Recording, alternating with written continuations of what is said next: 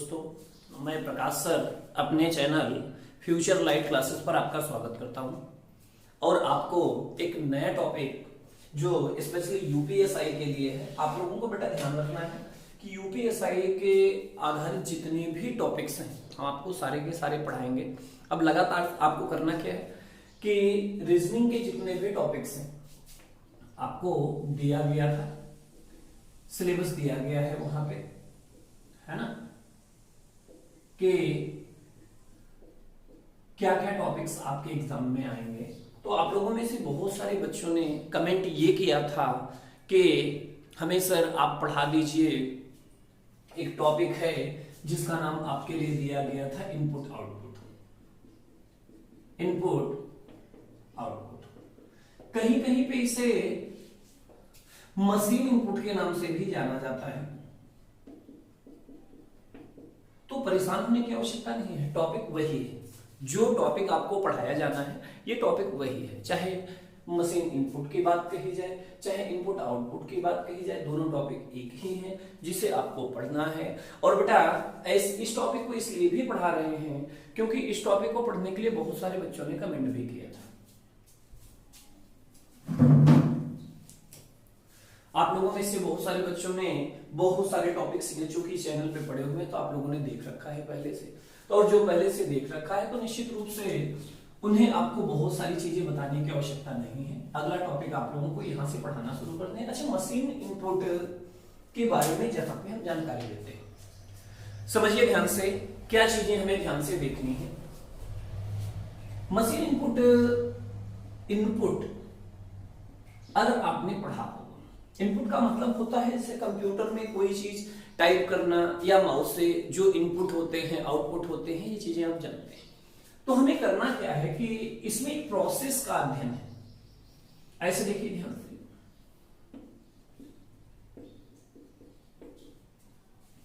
पूरी चीजें समझते चलना बेटा, दिया क्या गया है।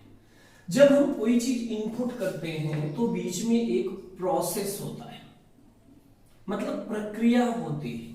क्या होती है? प्रक्रिया होती है। हमें बहुत आसानी से समझना है, छोटा सा टॉपिक है, बहुत बड़ा टॉपिक नहीं है, लेकिन 3 से 4 क्वेश्चंस आता है। अगर आपके यूपीएसआई की बात करें तो वहां पे 3 से 4 क्वेश्चंस आते हैं। और इसी टॉपिक की बात अगर हम करते हैं, ये आपके बैंक के एग्जाम में आता है तो वहां पे और ज्यादा इंपॉर्टेंट होता है। वहां पे प्री में 2 से 3 क्वेश्चंस और मेंस में 4 से 5 क्वेश्चंस आपके एग्जाम में आते हैं। तो बेटा जिन बच्चों को बैंक के एग्जाम्स देने हैं तो निश्चित रूप से उन्हें सीरियस हो जाना चाहिए इस टॉपिक को लेकर के। समझ तो चुके ही होंगे हमें क्या पढ़ना है। अब बेटा इनमें कुछ बेसिक पॉइंट्स हैं, बेसिक पॉइंट्स हमें पढ़ने हैं। अगर बेसिक पॉइंट्स आपके समझ में आ गए तो सारी चीजें हमें करना है। मतलब हमें क्या करना है, हमें कोई चीज जैसे लिखते हैं, जैसे हम करते क्या है, 4 गुणे 4, है ना। जैसे हमने क्या किया कि 4 गुणे 4 डायरेक्ट 16 लिख दिया, 16 लिख दिया, है ना।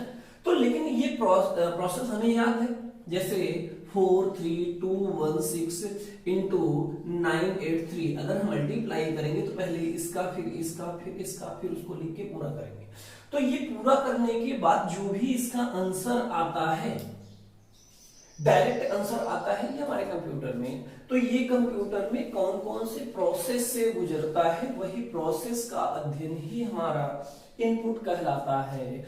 इसी को कहा जाता है मशीन इनपुट। समझ चुके होंगे आप लोग जो चीजें आपको बताई गई, तो सारी चीजें आपके समझ में आ चुकी होंगी। अगर मशीन इनपुट के बारे में क्या कहा जाता है, मशीन इनपुट होता क्या है, ये सारी चीजें आप लोगों को समझ में आ गई होंगी। अब देखते हैं मशीन इनपुट होता कितने प्रकार का होता। रियल में बेटा होता तो ये केवल एक प्रकार का होता है, लेकिन 1 से 2 2 से 4 हमने लिखा है और 4 से होते हैं 8। आपको समझ लेना है, 8 में से हम 1 टाइप 2 टाइप 3 टाइप के एक क्वेश्चन करा देंगे, जिससे कि आप कर ले जाओगे और जो एग्जाम में आता है वहां पे पहुंच के 2 से 3 क्वेश्चन करा देंगे। ठीक है बेटा। अब देखिए ध्यान से, पहला क्या होता है,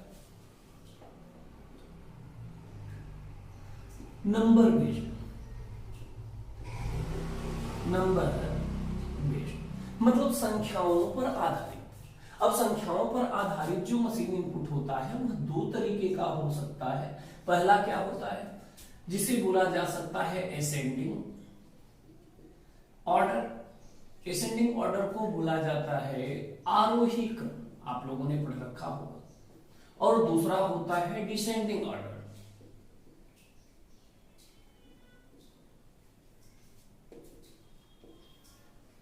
अवरोही क्रम। मतलब यहां पे क्या होता है, संख्याएं दी जाती है, एक में बढ़ते क्रम में होती है, एक घटते। अब हम यहाँ पे दो तरीके का नंबर सिस्टम, नंबर बेस्ड पे आधारित मान सकते हैं। पहला असेंडिंग और दूसरा डिसेंडिंग। इसीलिए हमने कहा था ना कि ये एक ही तरीका है, तो ये एक ही तरीका लेकिन दो टाइप के गिने जाते हैं। तो एक टाइप का ऐसा क्वेश्चन करा देंगे, एक ऐसे करा देंगे। तो आपको परेशान होने की बिल्कुल आवश्यकता नहीं है, जो चीजें आपको बताई जा रही है आप समझते चलिए प्रश्न। दूसरा होता है अल्फाबेट बेस्ड। अल्फाबेट बेस्ड मतलब वर्णमाला आधारित। ये भी आपके यही दो तरीके के होते हैं, जिसमें असेंडिंग और डिसेंडिंग, आरोही क्रम पे आधारित और अवरोही क्रम पे आधारित। ठीक है। तीसरा जो होता है, जो सबसे ज्यादा आपके लिए इंपॉर्टेंट है, स्टार कर देते हैं, स्टार लगा देते हैं। ऐसा इसलिए बताया जा रहा है, जरूरी नहीं कि केवल यही करो, आपको ये भी एग्जाम में आ सकता है, लेकिन ये इसलिए बताए जा रहे हैं और इसलिए क्योंकि ये बेस होता है। अगर आप बेस नहीं पढ़ोगे तो ये समझ में नहीं आएगा, है ना। तो आपको करना क्या है, कुछ भी बिना कुछ सुने आधे घंटे, 1 घंटे, 1.5 घंटे, जितना भी पूरा वीडियो बनेगा, है ना, part first, part second, part third, जितने भी पार्ट में बन के तैयार होता है मशीन इनपुट, आपको सारे के सारे पार्ट को देख लेना है। जो भी चीजें बताई जाती है उनको समझ लेना है अच्छे से, है ना। तो इसे बोला जाता है अल्फा न्यूमेरिक। अब अल्फा न्यूमेरिक क्या होता है?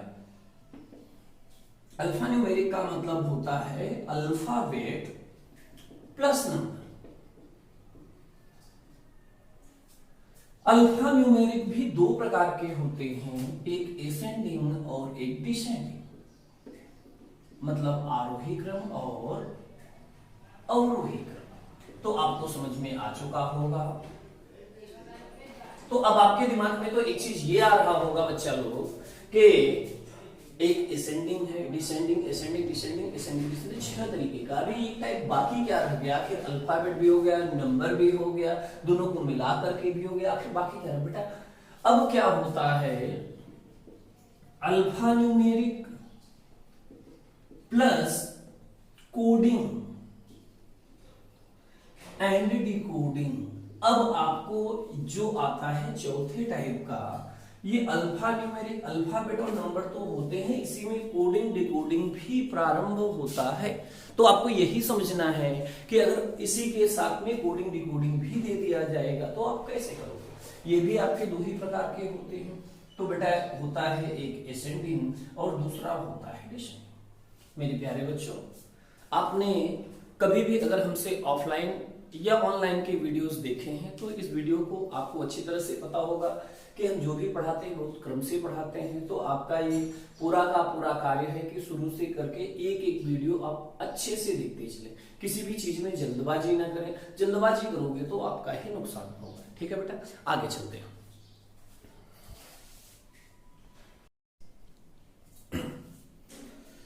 मेरे प्यारे बच्चों, आपको मशीन इनपुट पढ़ाया जा रहा है और मशीन इनपुट में कुछ इंपॉर्टेंट पॉइंट्स आपके लिए दिए जा रहे थे, जिसमें आपके लिए बताया गया कि ये कितने प्रकार का होता है। और अब आपको जो आगे का वीडियो है इसमें ये बताया जाएगा कि क्या नियम है जिसके आधार पर इन प्रश्नों को हम हल कर सकते हैं। ऐसे क्या नियम हैं जिनके आधार पर हम प्रश्नों को हल कर सकते हैं। तो ये मात्र 5 नियम हैं जिससे कि हम पूरे के पूरे चैप्टर को हल कर सकते हैं, बड़े आसानी से हल कर सकते हैं। अब देखिए ध्यान से कैसे इन प्रश्नों को दिया जाता है, क्या चीजें हैं, क्या इस नियम में दिया गया है, इस नियम की हम व्याख्या करेंगे, अच्छे से समझाएंगे। फिर इसके बाद भी हम क्वेश्चंस आपको लेकर के आएंगे, type first, type second, type third, type fourth, और इनके असेंडिंग डिसेंडिंग को भी हम आपको समझाते चलेंगे। ठीक है बेटा, आप सब कुछ अच्छे से समझ जाओगे। क्योंकि ये क्वेश्चंस बड़े होते हैं तो पहले हम आपको लॉन्ग में बताएंगे, फिर इसे शॉर्ट में कैसे किया जा सकता है ये भी तरीका आपको बताया जाएगा। मतलब आपको पूरा का पूरा इनपुट आउटपुट पढ़ाया जाएगा, लेकिन आपको बेस पहले अच्छे से समझ लेना, ठीक है बेटा। और हमारे पास में जितने भी बच्चे जुड़े हुए हैं, अगर वो यूपी पुलिस या अन्य किसी भी चीज की तैयारी करना चाहते हैं, इस बुक की पूरे सॉल्यूशंस वीडियोस मेरे पास पड़े हुए हैं। मैंने पूरा वीडियो इस लॉकडाउन में इसको सॉल्व कर लिया है और पूरा का पूरा वीडियो बना लिया है। तो लेकिन उसके लिए आपको पेड कोर्स के लिए संपर्क करना पड़ेगा, ठीक है बेटा। सबसे पहले हमने ये छोटी बुक ही आपके लिए रखा, जो आपके एसएससी में किसी भी प्रकार का एग्जाम हो, एसएससी में सीपीओ एसआई की बात अगर कहा जाए, सीपीओ की बात की, एसएससी जीडी की बात कही जाए, 10+2 की बात कही जाए, सीजीएल की बात कही जाए, तो हर प्रकार के एसएससी में जितने भी एग्जाम्स होते हैं सबके लिए ये किताब पूरा है और ज्यादा कुछ नहीं है। मात्र इस बुक के पूरे सॉल्यूशंस मात्र 700 रुपए में। जिन भी बच्चों को इस किताब के पूरे सॉल्यूशंस के लिए पेड कोर्स, लेकिन उसके लिए आपको पेड कोर्स के लिए अप्लाई करना पड़ेगा, आपको पेमेंट करना पड़ेगा। बाकी आपको सारे वीडियोस लगभग सारे चैप्टर्स के अलग से पढ़ाए गए हैं। इसमें हमने केवल इस बुक को ही बेस पढ़ा करके एक क्वेश्चन एक वीडियो बेस के लिए, और बाकी वीडियो जो है इसके पूरे के पूरे टॉपिक वाइज, पहला टॉपिक, दूसरा टॉपिक, तीसरा टॉपिक, हर टॉपिक के हर क्वेश्चंस को एक क्वेश्चंस को सॉल्व किया है, वो आपके लिए दिया गया है। चलिए हम आते हैं अपने टॉपिक पे आते हैं। टॉपिक में क्या दिया गया है इस चीज को समझिए ध्यान से। तो यहाँ पे बताया गया मशीन इनपुट एक मशीनी प्रक्रिया मतलब मशीन में जो प्रक्रियाएं होती हैं, जैसे हमने कोई चीज इनपुट किया, उसमें डाला, तो उसमें कुछ ना कुछ होता है, उसके बाद हमारे सामने निकल के आता है। जैसे हम लोग मोबाइल चलाते हैं, मोबाइल में कुछ ना कुछ हम लिखते हैं, टाइप करते हैं, तो अंदर जो होता है तो हमें ऊपर दिखाई देता है, तो अंदर क्या होता है वही प्रक्रिया हमें देखो। आगे बोला कि प्रत्येक प्रश्न से पहले एक उदाहरण, मतलब एक क्वेश्चन दिया जाएगा, जैसा क्वेश्चन होगा ठीक उसी के जैसा उसके पहले उदाहरण होगा। हमें उदाहरण समझना है, अगर आपको उदाहरण समझ में आ गया तभी आप क्वेश्चंस कर पाएंगे। तो वही है, प्रत्येक प्रश्न से पहले एक उदाहरण होता है, जिसके आधार पर ही according to that we solve their questions, मतलब उसी के आधार पर ही हम अपने प्रश्नों को हल करते हैं, ठीक है बेटा। आते हैं अगले पॉइंट की तरफ। प्रत्येक प्रश्न में एक इनपुट और उसके कई स्टेप होते हैं। जहां पे आपको प्रश्न मिलेगा उसमें एक इनपुट मिलेगा और उसके कई स्टेप मिलते हैं। लास्ट में एक लास्ट स्टेप होता है। क्वेश्चन हमेशा हम शुरुआत उसी से करते हैं। तो मतलब एक चीज हमारे दिमाग में होना चाहिए कि हम प्रश्न की शुरुआत हमेशा क्या करते हैं, अंतिम चरण से, अंतिम चरण से प्रारंभ करते हैं। मतलब क्वेश्चन हमें मिले तो हमेशा ये देखना है अंतिम चरण, और अंतिम चरण पे ही देखने के बाद आपको पता चल जाएगा कि प्रश्न में असेंडिंग दिया गया है कि डिसेंडिंग। फिर उसके बाद आपको चेक करना है। बेटा एक काम करना, या तो इसे नोट कर लेना या तो इसकी स्क्रीनशॉट ले लेना। सब लोग स्क्रीनशॉट ले लेना, तो आपके काम में हमेशा आता रहेगा। क्या दिया गया, अंतिम चरण को देख ले, फिर उसके बाद प्रत्येक प्रश्न में एक इनपुट और उसके कई स्टेप्स दिए गए होते हैं, जिसके आधार पर हमें भी उसके चरण ज्ञात करने। फिर जैसा एग्जाम्पल होता है वैसे फिर हमें क्वेश्चन निकालना, एक इनपुट दे करके या एक स्टेप दे करके उसके आगे के स्टेप पूछ लिए जाते हैं। अब उसमें क्या होता है, 2 पॉइंट और ये आपको, अगर आपने एसएससी का के सिवाय अगर आपने बैंक का फॉर्म डाला है, बैंक में चूंकि टॉपिक आता है, तो बैंक में भी एसबीआई का चूंकि नेक्स्ट मंथ में एग्जाम है, तो आप अच्छे से इस वीडियो को पढ़ लेंगे, है ना बेटा। तो किसी भी प्रश्न में किसी भी चरण का इनपुट ज्ञात नहीं किया जा सकता। मतलब अगर किसी प्रश्न में आपको दे दिया जाए कि एक प्रश्न दे दिया गया और आपसे पूछ लिया जाए कि दिए गए चरण का इनपुट ज्ञात कीजिए, तो बेटा जैसे ही वो इनपुट पूछ लिया जाए आंसर लिख देना सेम डे, या आंकड़े अपर्याप्त है तय नहीं कर सकते, आंकड़े अधूरे, जहां पर इस तरीके का विकल्प मिल जाए आप तुरंत कर दीजिएगा केवल क्वेश्चंस पढ़ करके बिना सॉल्व किए हुए। अच्छा क्यों ऐसा होता है अभी हम जब क्वेश्चंस पे पहुंचेंगे तो बताएंगे, लेकिन एक एक स्टेप आपके दिमाग में। आगे देखिए, किसी भी प्रश्न में आगे के चरण देकर यदि पीछे के चरण पूछे जाए तो उसे भी ज्ञात नहीं किया जाता। चरण का मतलब स्टेप, ध्यान रखें, चरण का मतलब स्टेप, जो इनपुट के बाद स्टेप होता है। अगर आगे के चरण दे दिए जाए, जैसे 5वां दे दिया जाए और 5वां के बाद चौथा, पहला, तीसरा, दूसरा, मतलब आगे 5वें के बाद जितने भी पीछे हैं कुछ भी पूछा जाए और पीछे ही तो इनपुट भी आएगा, तो अगर इनपुट भी पूछा जाता है तो आंसर होगा सेम। इतनी सारी चीजें अगर आप समझ चुके हैं तो आते हैं टाइप फर्स्ट के क्वेश्चंस की तरफ। बेटा टाइप फर्स्ट के क्वेश्चंस में पहले आसानी से क्वेश्चंस देखिए, फिर उसके बाद आगे चलते हैं।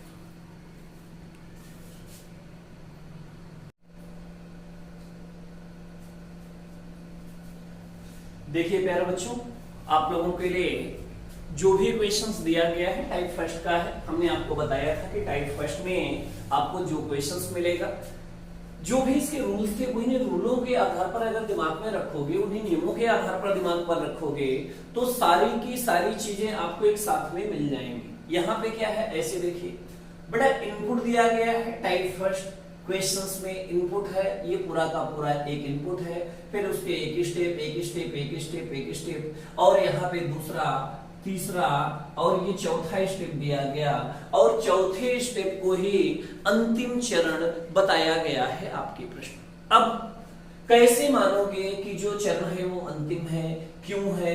हमने कहा था कि प्रश्न को हल करने के लिए लास्ट नियम छठवां पिछले जो आपके बैक में बताया गया कि कोई भी प्रश्न मिलता है अंतिम चरण पे पहुंचे। अंतिम चरण सबसे छोटा 24 है, फिर 36 है, फिर 40 है, फिर 50 है, फिर 63 है, फिर 89 है, फिर 91। अब आपके दिमाग में एक चीज आना चाहिए जो आपको बताया गया था। हमने कहा था कि असेंडिंग ऑर्डर में दिया गया, छोटा उससे बड़ा, उससे बड़ा, उससे बड़ा, लास्ट में सबसे बड़ा, मतलब आरोही क्रम में आपको दिया गया। हमने कहा था इसे भी समझना है कि किस स्टेप से आया है। अब यहाँ पे देखिए इनपुट, इनपुट से ही हमेशा परिवर्तन होता है। इनपुट में 40, 36, 89, 24, सबसे छोटा क्या दिया गया है? 24, यही सबसे पहले। मतलब किया क्या गया है, पूरे के पूरे 40, 36, 89, 24, 50, 63, 91 में केवल और केवल 24 को ले लिया गया है। 40 अपने आप आ गया, बट इसके बाद में 40, 36, 89, 50, 63 और 91। अगर कोई अक्षर अपने आप आ जाता है, बेटा ये रूल्स नहीं लिखाया गया था, आप दिमाग में रख लें कि अगर कोई स्टेप, या अगर आपकी कॉपी में जगह है, आपने पीछे से देखा है, नहीं तो दिमाग में रखे, अगर कोई स्टेप अपने आप पूरा होता है तो उसे नया स्टेप नहीं मानते हैं। ये ना सोच लेना कि कोई नया स्टेप है। समझ में आ चुका होगा? फिर से देखिए ध्यान से। तो 24 हो गया। अब 24 के बाद में दूसरी जो 24 से बड़ी और अन्य सबसे छोटी संख्या है वो है 36। तो अगली बार क्या करना, 24 को तो लिखना ही है, 36 को भी लिख लिया। इसे हमने सेट किया, लेकिन 40 तो अपने क्रम में आ गया ना, इसका बाद में क्रम तो वही था 40। 40 के बाद 89, 50, 63 और 91। सबके समझ में आ गया होगा। मतलब अगर कोई अक्षर, कोई संख्या अपने आप अपने जगह पे पहुंच जाता है तो उसे नया चरण देने की जरूरत नहीं है, नया स्टेप नहीं मान लेते। ठीक, तो अब देखिए 24, 36, 40 तक हो चुका था। अब अगली 40 से बड़ी संख्या, अन्य सबसे छोटी संख्या 50 थी, जिसको हम नहीं ले। ठीक, ऐसे ही अगली बार हमने क्या किया, 63 बाकी बची थी।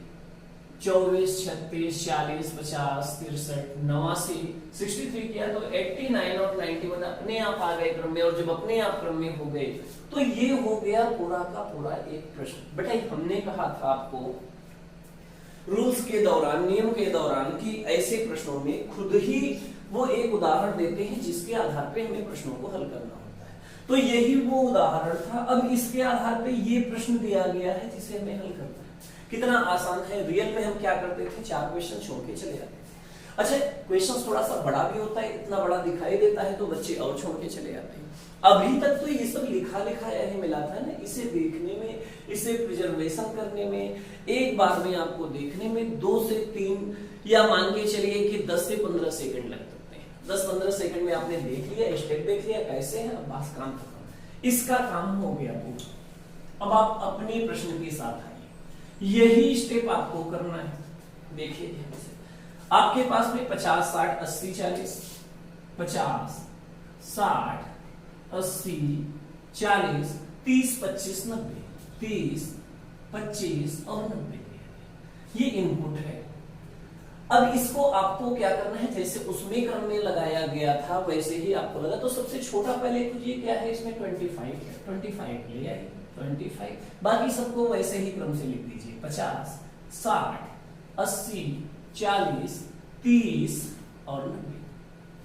अब 25 से बड़ा और बाकी सबसे छोटा 30 है, तो 25, 30, 50, 60, 80, 40 और 90। अब 30 से बड़ा होगा 40 और बाकी सबसे छोटा, तो 25, 30, 40। अब देखो 50 अपने आप आ गया, 60 भी अपने आप आ गया, बचा 80 और 90। तो भैया 80 90 सब क्रम से आ गए ना, तो 25 30 40 50 60 80 90 सब क्रम से आ गए, तो यही इसका हो जाएगा अंतिम चरण, जहां पे क्रम से हो गया पूरा। हमने सेट कम किया, आधे से ज्यादा अपने आप सेट हुए, जिसके आधार पर ये क्वेश्चंस अपने आप कंप्लीट हो गया। अब अपने आप कंप्लीट हो गया तो चेक करिए क्वेश्चंस में क्या है दिया गया कि कितने चरण में पूरा हो गया। अब इतना ही आपको सॉल्व करना था। देखिए ध्यान से, कितने चरण में पूरा होगा, तो 1 चरण 2 चरण 3 चरण, तो जहां पे आंसर में आएगा 3 चरण, या कितने चरण में पूरा होगा, तो 1 2 3 4 ऑप्शंस में होगा, तो जहां पे 3 होगा वही आपके इस प्रश्न का आंसर हो जाएगा। तो बहुत आसान क्वेश्चन है मशीन इनपुट के, है ना बेटा, सबके समझ में आ भी गया होगा। प्रश्न प्रथम यदि इनपुट है तो अंतिम से पहला चरण, अब अंतिम ये है, अंतिम से पहला चरण, यहाँ दूसरा नहीं होगा, ये लिखा है 25 30 50 60, 25 30 50 60 80 40 90, 80 40 और 90। बेटा जहां पे विकल्प में ये मिल जाए आप उसे टिक कर देना, वही आंसर हो जाएगा। फिर हमने आपको रूल नंबर 5 और 4 और 5 भी पढ़ाया था। दिया गया यदि प्रथम प्रश्न थर्ड स्टेप, अगर ये थर्ड स्टेप है तो इसका इनपुट ज्ञात करो। तो बेटा अगर पहला स्टेप है, ये थर्ड स्टेप है, तो इसका इनपुट के लिए मतलब पीछे जाना पड़ेगा। भाई जैसे ये इनपुट है, ये थर्ड स्टेप है, तो इनपुट के लिए पीछे, तो हमें पीछे जाना पड़ेगा। और हमने कहा था किसी भी स्टेप का इनपुट नहीं ज्ञात किया जा सकता, मतलब इस क्वेश्चन के पास में विकल्प होना चाहिए सीएनडी का, नॉट डिफाइन आंकड़े, अपर्याप्त आंकड़े, ठीक है। आगे दिया गया है प्रश्न प्रथम यदि थर्ड स्टेप है तो इसका फर्स्ट स्टेप ज्ञात किया जा सकता। बेटा कभी भी स्टेप के पीछे के स्टेप, अगर चौथा पूछा जाए तो हम ज्ञात किया जा सकता है, लेकिन चौथे के बाद में पीछे के पूछे जाए तो उसे हम कभी भी ज्ञात नहीं किया जा सकता है, तो पीछे के स्टेप हम ज्ञात नहीं कर सकते। ठीक है बेटा, ये वीडियो बहुत बड़ा हो जाएगा, तो ये आपकी पार्ट फर्स्ट था। पार्ट फर्स्ट में टाइप फर्स्ट के क्वेश्चंस में फर्स्ट टाइप आपको कराया गया असेंडिंग वाला। टाइप सेकंड के वीडियो में जहां पे अब यहाँ पे असेंडिंग है तो इसी में डिसेंडिंग भी हो सकता है, सबसे बड़ा संख्या फिर उससे छोटा संख्या फिर उससे छोटी संख्या, तो ये कर लो। अल्फाबेट, चूंकि एग्जाम में सबसे ज्यादा आपके पूछा जाता है अल्फा न्यूमेरिक, तो एक क्वेश्चन आपके अल्फाबेटिकल कराएंगे, फिर अल्फा न्यूमेरिक करा देंगे। एसबीआई अगर पीओ के एग्जाम जिन बच्चों को देना है तो कोडिंग डिकोडिंग बेस्ड भी हम आपको करा देंगे, लेकिन आपको करना क्या है कि अच्छे से इस वीडियो को लाइक करें, शेयर करें और अपने सारे दोस्तों के पास पहुंचाएं। और जिन्हें भी बेटा ये अरिहंत आर के झा की बुक की पूरी सॉल्यूशंस चाहिए तो मात्र 700 रुपए, ओनली 700 रुपीज में आप ले सकते हैं और पूरे की पूरी किताब आपको रट जाएगी। मिलते हैं बेटा अगली क्लास में। ऑल द बेस्ट एंड जय हिंद, जय।